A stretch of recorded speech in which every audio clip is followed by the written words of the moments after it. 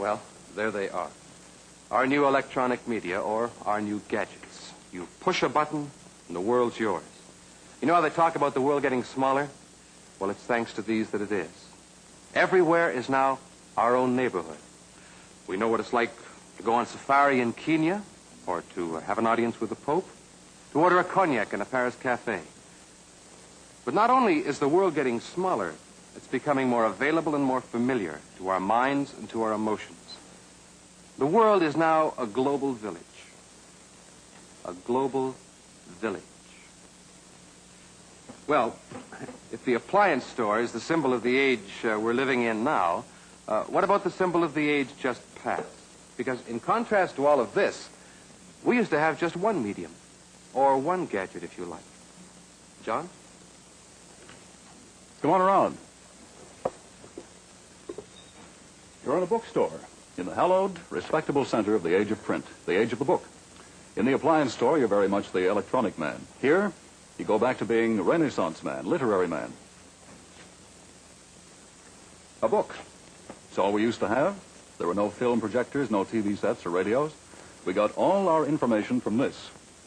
We were educated by it. We learned about each other from it. The book was the source of our fame. We lived, loved, and died, as the saying goes, by the book. Think for a minute of how one reads. One sits alone. One's eye scans a line at a time. The author's ideas come to you one at a time off the page. It's a private experience. It's not a community or family activity. You do this alone. The electronic media haven't wiped out the book. It's read and used and wanted, perhaps more than ever. But the role of the book has changed. It's no longer alone. It no longer has sole charge of our outlook nor our sensibilities. Of course, the trouble is we act as though we were still solely in the age of the book. Our notions of right and wrong, our regard for one another, for education, diplomacy, politics, religion, all belong to the literary man.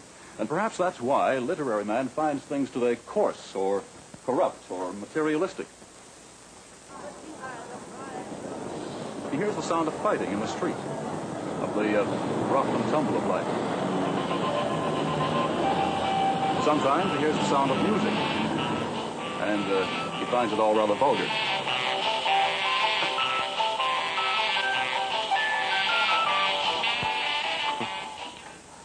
With me now is Marshall McLuhan.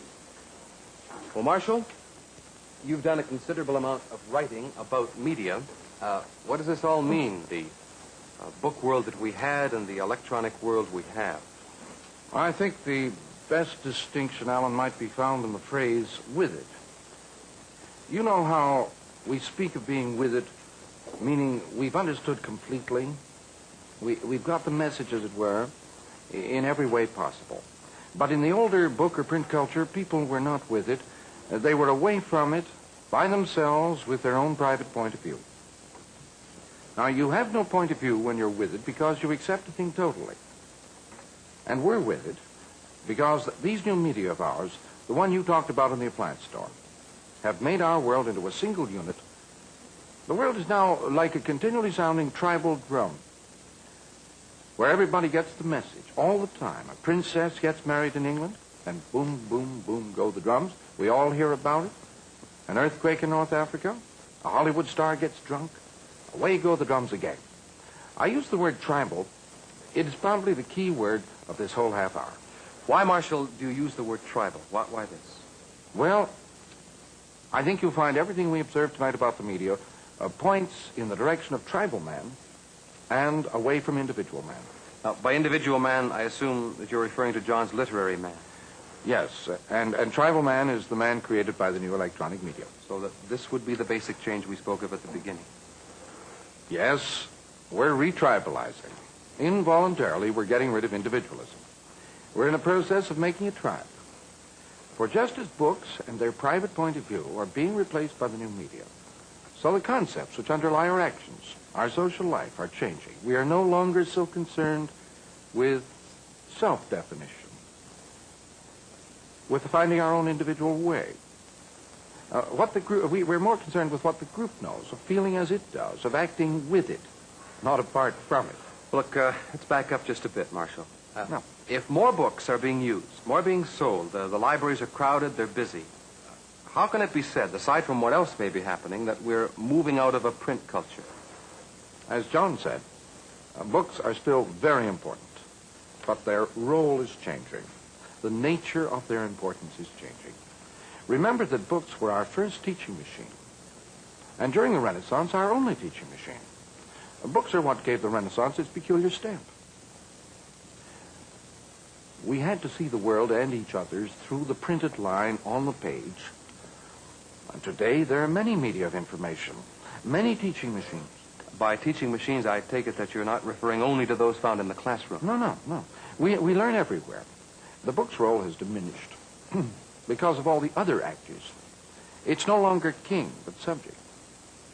We owe a lot to the book. The assembly line of mass production, that, for example, comes to us from the book. From the printed line where things move along and happen one at a time. But the assembly line has changed. It is no longer one thing at a time, but wherever possible, everything at once. 40 or 50 operations happening at the same time, controlled and synchronized exactly by preset tape. Notice the shift in the image. From the assembly line stretched out, events taking place one at a time, to the modern automated industrial complex where things happen all at once. Bang. Not a line, but a field. And this applies not only to products, but to people. The line, the individual event, was the book. The field, the all at once, tribal drum, the new medium. Yes, but, I mean, our media, is any medium that strong that it can affect our lives and our whole outlook, Marshall? Aren't media, as I think most of us feel, on the edges of life? They can be taken or left alone. Well, Alan, we've seen how print affected all aspects of our lives. Industry, education, the concept of the modern army, even our managerial class is a product of print culture. So is the idea of romantic love. The media are at the heart of our life because the media work through our senses. And print is a medium. It changed our sense makeup from what it had been in the Middle Ages. And now certainly these other media will do the same. They, the photograph, movies, radio, TV, all these change at once the way in which we see or hear or touch or feel ourselves and our world. A slight change of one of our five senses alters the ratio among the best. People suddenly begin to want and appreciate different things. They begin to think differently.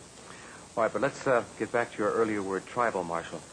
Why should all of this talk about media mean that individual man is on the way out and tribal man is on the way in? I mean, why is the big change taking place?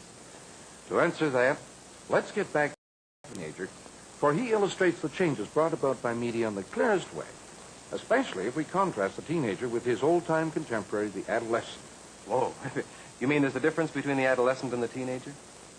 Yes, and I'd say it's the same kind of difference as that between book culture and the electronic era. The adolescent corresponds to the world of the book, the teenager to the electronic era. The adolescent is seeking self-definition, seeking to isolate his uniqueness from that of others, seeking to relate his self to others. The adolescent knew he wasn't an adult.